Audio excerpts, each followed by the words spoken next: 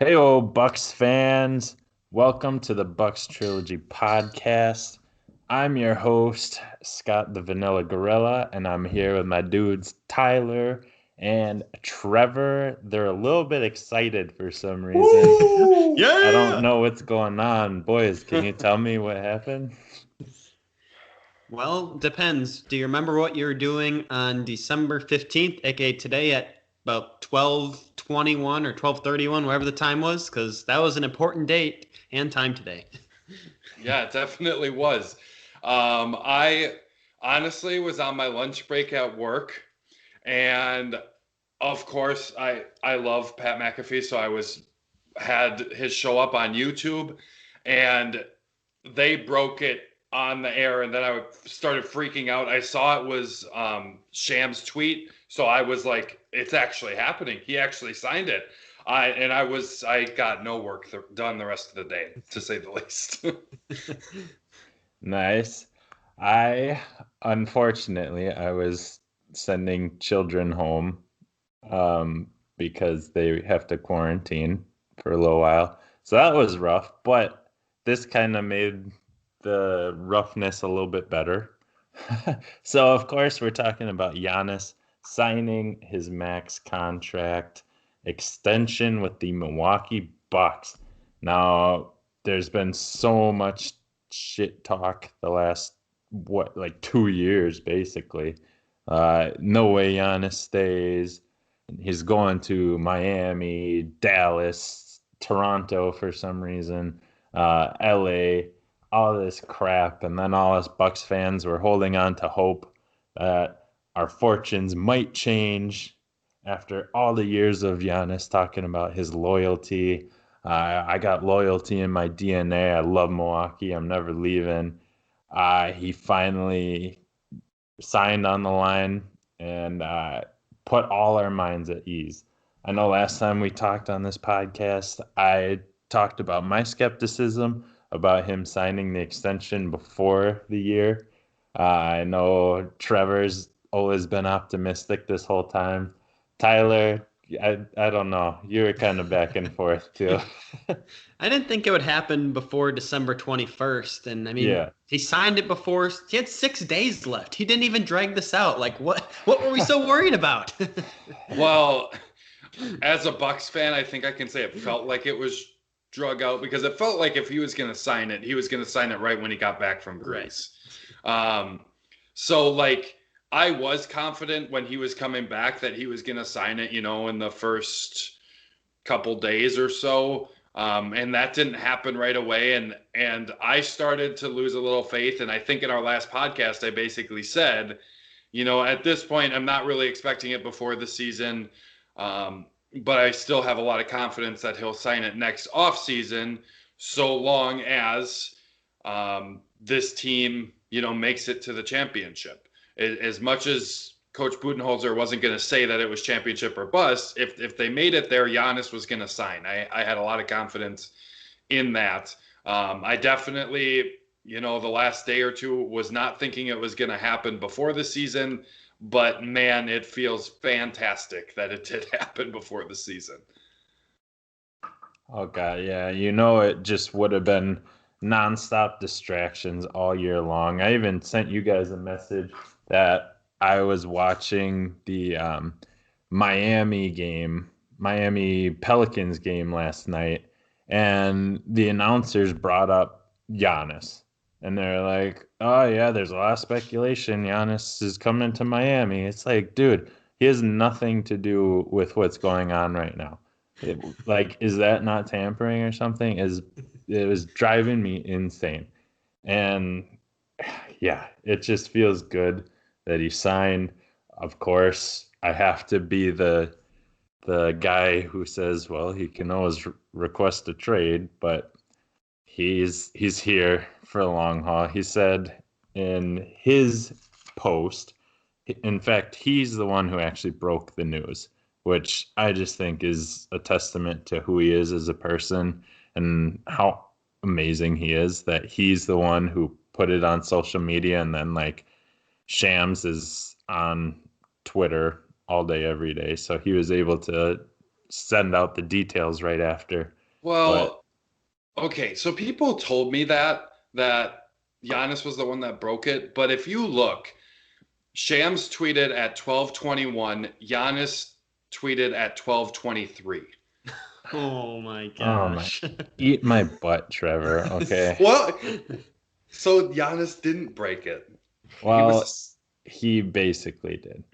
Yeah, but how many other More so than superstars any do you other see superstar, tweet yes. out like a video like this, though? Right. Like, Yeah. he knows the importance of it, and especially for Milwaukee. So you know what? Giannis his video had to upload. That's why it took the extra 2 minutes. Cut him some slack. Yeah. Yeah. He had to make it perfect. All right. So, after the news broke, they talked about kind of what's been going on the last few days. They said that owners kind of flew in, not kind of flew in, they flew in, and they met with his agent over the weekend. During that meeting, the owners were able to sell Giannis and his agent on their commitment to winning. And looking back at all the years, all Giannis has said is, "Hey, as long as we're on the same page and we're chasing after the same thing, I'm a Milwaukee Buck."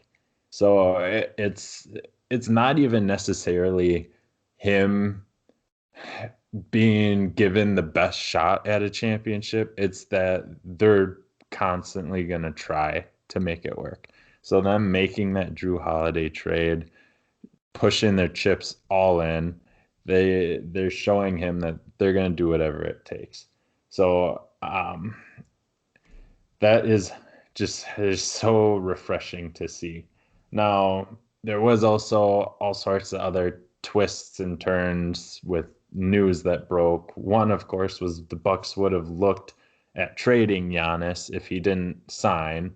Now, the wording of the original article or news that broke was a little bit funky, a little different than that. How did you guys react to seeing that news? So when I read that, where I saw that, I don't know where you originally saw it, Scott, but where I saw it was in an article for The Athletic that was actually like co-written by Eric Name, Shams, Sam Amick, all were in on that with all different stories or whatever. But that's where I saw it. And basically what I saw was they were trying to, if Giannis doesn't sign this, they were like, how can we move forward to still be a competitive team? And basically what they said was if Giannis, they sat down, he doesn't sign it after they ask him, what can we do better to make you sign it next offseason? Like, what are the things that are holding you back? All those types of things.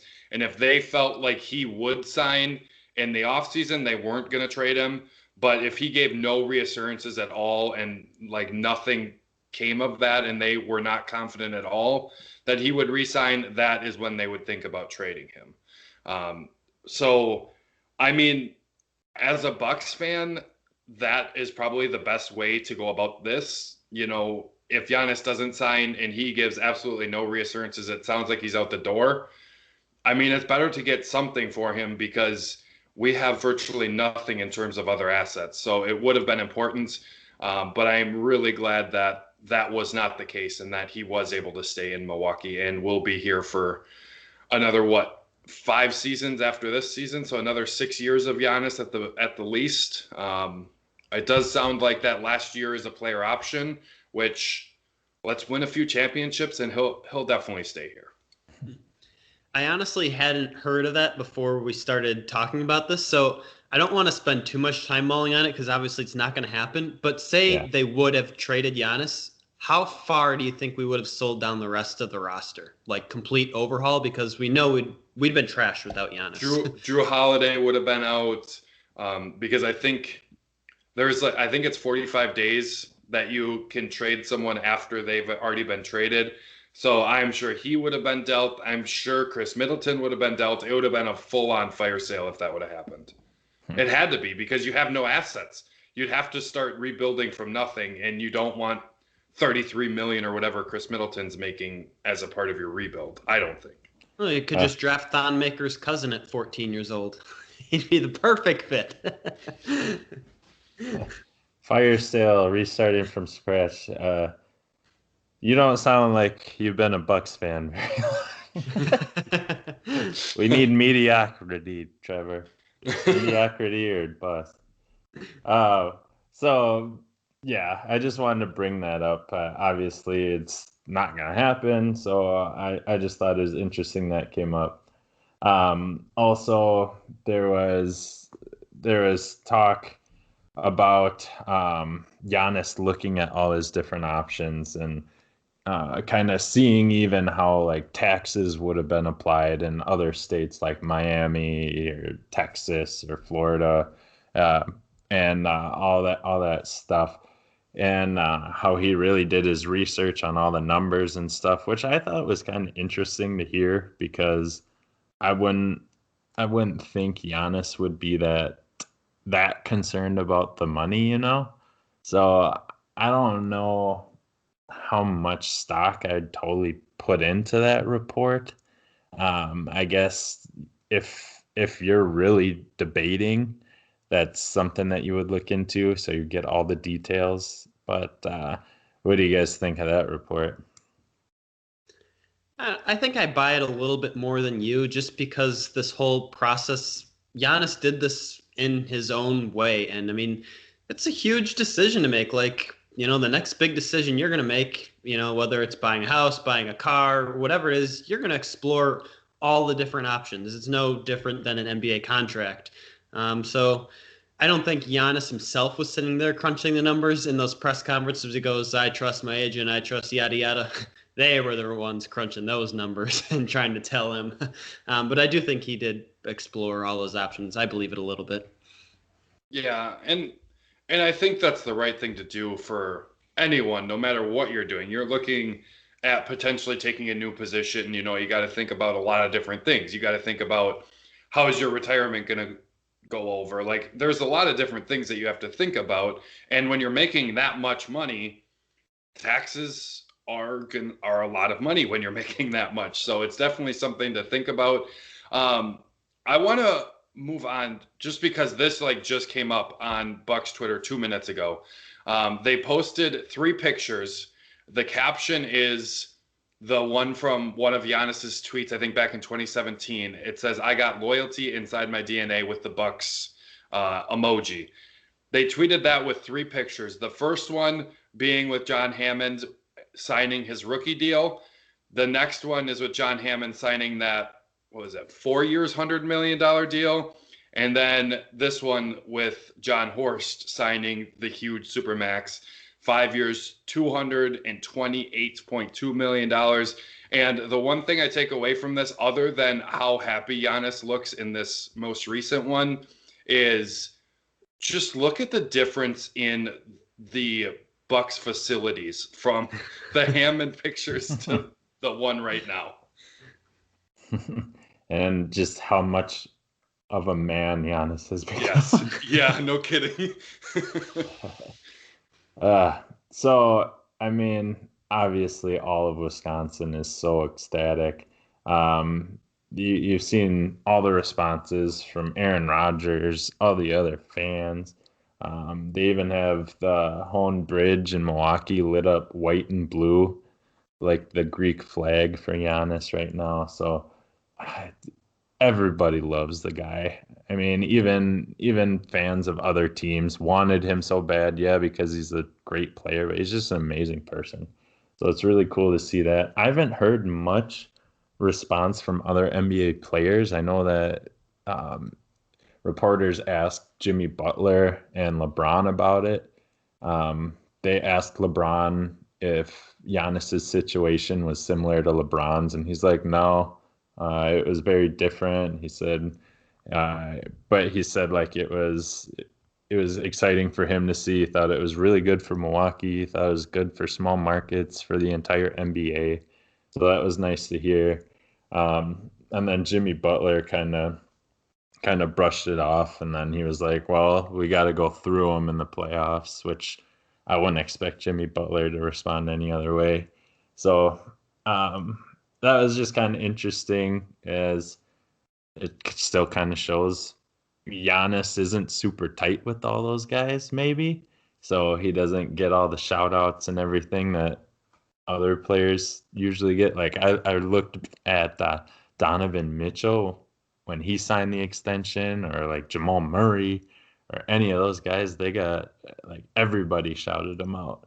So I don't know if, again, that's a testament to Giannis just staying with his tight group, and those are almost his enemies, so he doesn't talk to them, or what. But I don't know about enemies, but I mean, like, Giannis doesn't right, train with any like other NBA players mostly. He does things on his own. He's in Greece in the off season, so like, it's not like he's out sitting on the beach with LeBron or anything stupid like that. So, I guess I can see he's not as tight with the other NBA players, but I mean, he's shouted out like, when he wanted Anthony Davis to come to Milwaukee, and he's put in plugs like that in the past, and they responded a little bit, but it is kind of weird. I don't think it's the player's way of being. Why are you saying in a small market like that was stupid of you? I think kind of like you said, it's this tight knit group that Giannis has. I mean, loyalty. We talked a lot about it. It means a lot to him. So I'm not going to look too further into it. Yeah, I think I agree. Giannis is just different. He's not the prototypical superstar like you guys are talking about. All of those guys are friends with some of the other big superstars in the league. They go out to dinner, they practice together, train together, all these different things. That's just not who Giannis is. About the only big name player outside of players from Milwaukee that he is trained with is the late great Kobe Bryant. And outside of that, I haven't really heard any different times where he's trained with people outside the organization. And that is a testament to what we saw today, how this has panned out, that there was no real reports of anyone knowing at all what was going to happen, if he was going to sign, if he wasn't going to sign, when he was going to sign, all these different things. We had no idea. And that's just a testament to who Giannis is as a person. He's very to himself. He he's going to keep it within his little group, and he's not going to let that get out. And as Tyler mentioned, he is very loyal. And this whole process has made me think more and more that that's just who Giannis is. And he just made $100 million in his last contract. He's going to make another 228 in this one. Like, the money is not going to change this guy. He's just a great human being, and I'm really, really happy and blessed that he's in Milwaukee and on this Bucks team. Yeah, I mean, now the exciting part is what's going to happen next. I mean, what is Giannis going to do with these next 5 years? Our stupid little, I'm going to call him a POS for this friend, Brad, said Bucks fans are going to be mad 5 years from now when Giannis leaves and they haven't won a championship. But no, goddammit, that is not going to happen. I feel like his time is coming. It took Jordan the longest time to get his first ring. LeBron was the same way. This is his time. I'm hoping for 3 out of 5 here, at least minimum championships anyway. That'd be awesome. yeah. I'm excited. I'm really excited that all the nerves about flipping half the roster, revamping your entire bench, getting a brand new starting point guard for quite a bit to send out. I mean, all that, it was done to keep Giannis. So in all, no matter what happens this year, it was worth it. Mm-hmm. Obviously, we want at least to make it to the championship this year. But going back to Bud's comments about today or this year is not a title or bust year, Giannis reiterated that. So, I mean, that could have been him like, well, you know what? We got 5 more years after that. So it's going to happen. But it's gonna take a lot. things don't work out this year, I think that they'll be able to still kind of make some moves. I mean, we don't make it to the championship. You think Chris Middleton might have to be the next person out, right? That's the only way we can really get any money back.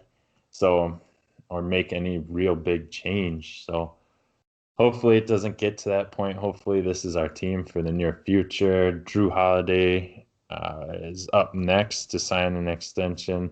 Hopefully we can get that done. Also, Dante is eligible. We can see if that happens. I don't really see that happening, especially after trade falling through, and maybe he wants a bigger role, maybe more money. Who knows? This is going to be a big year for him, especially if he is a starter. He could definitely make a big impact, improve his stock as well. Um, so I could talk about Giannis all day, but I want to touch on our preseason. Now we've had two preseason games so far, both against the Mavericks, and they've both been losses. Defense hasn't looked too good. Giannis has looked good. Is there anything else that you guys noticed from those two games? Oh man, you got to go from exciting Giannis to our piss poor preseason games. Great. Oh, look at last year. Same thing. Fair. I don't know. I feel like the Mavs play a style that really exploits the Bucks defense, which they were just strictly in base these two preseason games. So they gave up a lot of threes, and the Mavs were hitting mid-rangers. So I'm not going to take too much stock into the defense, but out of the new guys we saw, I really liked what I saw out of Bryn Forbes. Shot the ball really well, even hit a couple nice floaters. I was like, oh, inside game. Didn't know he had that ability. Bobby Portis looks like he's going to be a bulldog and a hustler out there. I mean, it could have been the fact he hadn't played in like 200 some games, but he was out hustling everyone out there in the preseason.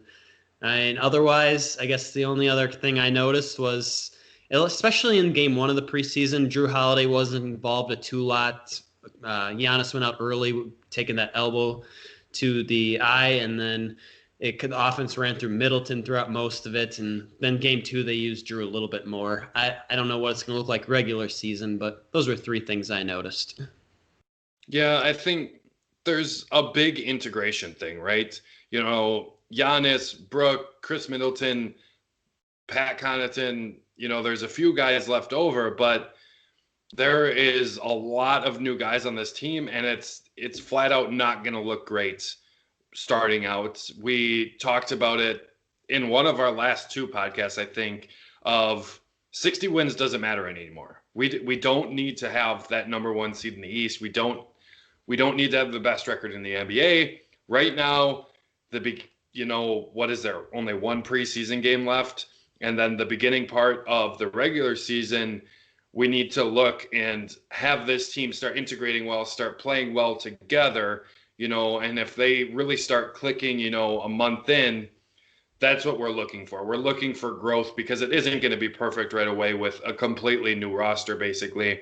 Couple things, player-wise, I wasn't able to watch the first game. The second game, outside of what Tyler mentioned, not that he's going to get a lot of playing time, but DJ Wilson on the offensive boards was fun to watch a little bit. He had that nice kick out to Brooke Lopez in the second quarter. Other than that, I like DJ Augustine in this offense. I think he's going to be a really, really big part of that bench unit. One play in particular, towards the end of the second quarter, he had just a beautiful pass to Bobby Portis that was cutting through the lane. I really like what I'm seeing so far. Like I said, it's going to be a work in progress. This is a lot of new guys in this team, so you can't expect it to be perfect off the bat, but I am definitely excited about what this team could be this year. Nice. Yeah, and you mentioned DJ Wilson, so I kind of want to go back to that first game. He had 14 points in the first game, and I mean, like you said, it's someone we don't totally expect to do too much this year. But when you look at our bigs depth, he might need to step up and play more. I mean, I think he got about like 12 minutes each game, But 14 points in 12 minutes, that's not too bad. Plus, he was passing the ball fairly well. Um, this second game is kind of what we're more used to seeing DJ do. He started with one basket and then missed the rest of them. He only took two more, but 3 points in 12 minutes. So hopefully, I know whenever they bring him up, at least so far this preseason, they've talked about him just getting that confidence and consistency because they know he's talented. So we'll see if he gets that consistency. One thing that really kind of stood out to me was I thought Torrey Craig would get a lot more run. The second game, he only got 12 minutes. First game, I believe he only got 15. Um, I obviously last time we talked, I put him in as our fifth starter, but it looks like that might not be the case this year. But I don't know. You can see his flashes of great defense. He hasn't done much offensively, but we'll see if that changes. It looks like Bud might value the offense of Bryn Forbes more than Torrey Craig's defense right now. Um, Other than that, I mean, Jordan Nwora has shown some good things so far in his garbage minutes. He's got a nice shooting touch.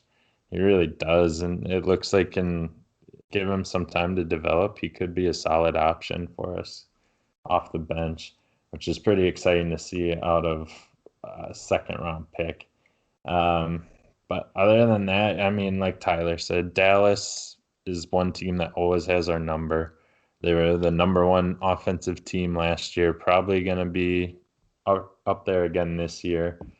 So it's a tough matchup for our defense, but give us some time to gel. You can see glimpses of good things.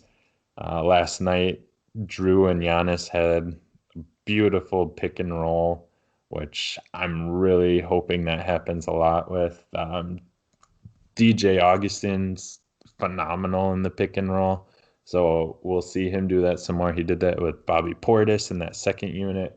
Um, as I watched the game, um, Marcus Johnson said how there's already a ton of chemistry between DJ Augustin and Bobby Portis, and you can tell that. So they're going to be great on the offensive end. I'm really excited for those two. So give it some time, Bucks fans. Things are going to gel. We do have one last preseason game, and it's gonna be an interesting one. It's the New Orleans Pelicans, a very interesting team, but I think we're gonna have a couple point guards in that game that have something to kind of prove. So hopefully Bledsoe gets to play in that game. I know he's been limited if he has played at all, but hopefully those two can get a nice head-to-head battle there. Otherwise, man, we have a week until Bucks basketball, real basketball, and holy shit, I am excited. I can't wait to see them beat down on the fucking Celtics on opening night. Oh my God, boys. Oh, this whole Giannis news just got me so amped. Like everything that's been going on in the world. I mean, some people have been having such a shitty year, and it's nice to see something awesome like this happen. I think a lot of people in Wisconsin needed this. Sorry to other fan bases where the shit just keeps piling on you, but God, I am so damn happy today. Speaking of new things, Scott, Giannis has a new contract. What do you think about his new kind of like free throw approach? Because he holds the ball out like more at his right hip now, whereas as opposed to his elbow kind of being like on his thigh level. You think that's so he gets like more arc on the ball or more oomph or what? I don't know. They said that he holds it tighter to his chest. So he's not reaching out as far when he shoots. I, I mean, it looked good the first game. I think we all know what happened last game. He started 0 for 6 from the line. So it could just be an adjustment period for him. He already is sick of talking about it because someone asked him and he's like, "Hey, I worked on it. It's gonna take some time. Like, I'm making it routine." So, Yeah. he, go ahead, The Trevor. the thing I saw on it, and now I don't know if Eric Name asked it, but I saw it from his Twitter. But basically, it was Giannis. You know what? Why did you change it? Like, what are you working on with your free throw? He's like, well, about a month ago I changed it. It's now the new normal. I'm trying to get better at it. And that was about the extent of his answer, which I just thought was funny. Of like, no, I worked on it. I'm shooting all of the time now, and this is the way I shoot now. So it's no more. It's no longer a change. It's just how I shoot now, which I thought This is was, the way.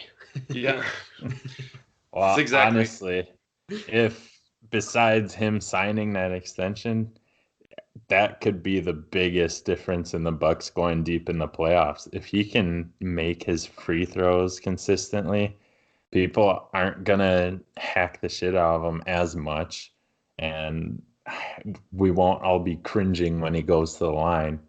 Especially because like the two guys that went to the line most for us last year were shit from free throw, him and Bledsoe. Um, over his career, Drew isn't a whole ton better, but hopefully that changes. um, so one other thing that I saw that I want to mention quickly before we close is today I was looking at Drew Holiday's how good he is in isolation. They said that in the playoffs last year, he was in the 88th percentile when playing isolation offense. So would get 1.1 points per possession in isolation, which was pretty good. Over his career, he'd get about 1 point per possession. So with those numbers, that puts him in pretty good company in the league. Now, hopefully the Bucks aren't doing as much isolation as they have been the last 3 years, but if they do, at least Drew Holiday is good at it, you know. Hopefully better than Bledsoe was at it. So, um, that's just one interesting tidbit that I saw. So, before we wrap it up, do you guys have anything else you want to bring up? I think we hit on it all. I mean, it's a great day to be a Bucks fan. Let's just leave it at that. Hell yeah. I feel like we could go on for hours just with how excited we are for Mhm. Giannis, but Yeah, we can't. yeah, we definitely could, Scott. But right now, um, as I'm sure Giannis wants to get this all over with to go back to basketball, focus on basketball. Let's go win some championships now. That's what the goal is now. We got Giannis locked up. Let's go win some damn championships. Amen. Well, thank you, gentlemen, for sharing your excitement with all of us. I cannot wait for the next 5, 6 years of Giannis and Bucks basketball. Go Bucks. Fear the dare. We love you, Giannis.